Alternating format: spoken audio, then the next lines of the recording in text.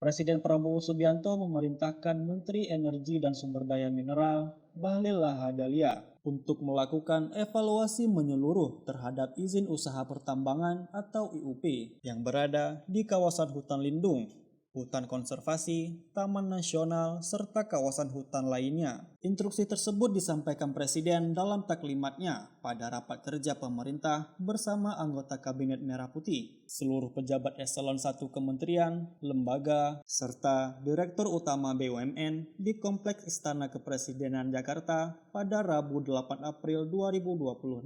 Prabowo juga menekankan bahwa izin-izin yang tidak memiliki kejelasan atau melanggar prinsip tata kelola harus dicabut tanpa kompromi. Presiden Prabowo juga menetapkan tenggat waktu yang ketat dalam proses evaluasi tersebut. Kepada Menteri ESDM, Presiden meminta agar laporan hasil evaluasi disampaikan kembali dalam waktu 1 minggu. Saya juga telah memerintahkan Menteri ESDM.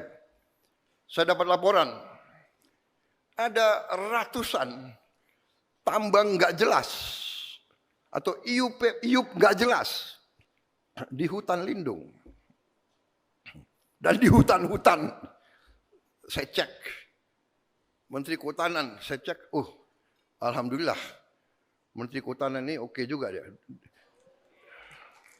Dia belum kasih izin potong kayu apa?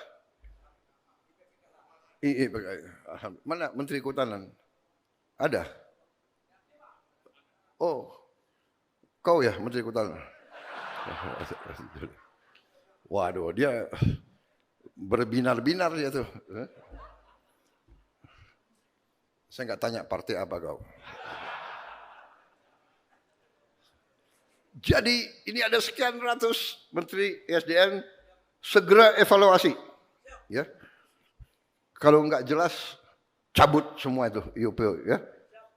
Cabut semua itu. Kita sudah nggak ada waktu untuk terlalu kasihan, nggak ada kasihan sekarang, ya.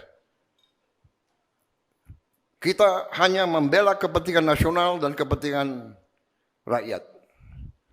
Kepentingan kawan, kepentingan konco, kepentingan keluarga, kepentingan kelompok itu nomor berapa? Ya, evaluasi segera. Berapa hari? Laporan kembali ke saya. 2 minggu. Enak aja 2 minggu. Enggak. 1 minggu. Ya. Kita cabut semua IUP. Ya. Prinsip-prinsip yang nggak beres kita cabut.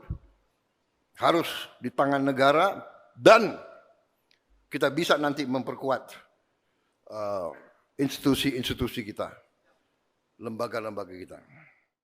Menurut Presiden, langkah tegas ini merupakan bagian dari upaya pemerintah untuk menegakkan kepentingan nasional dan melindungi sumber daya alam dari praktik-praktik yang tidak bertanggung jawab. Kepala negara menegaskan bahwa tidak ada lagi ruang bagi kepentingan kelompok atau individu dalam pengelolaan sumber daya strategis negara. Dari Jakarta, Tim Liputan melaporkan untuk Puja TV.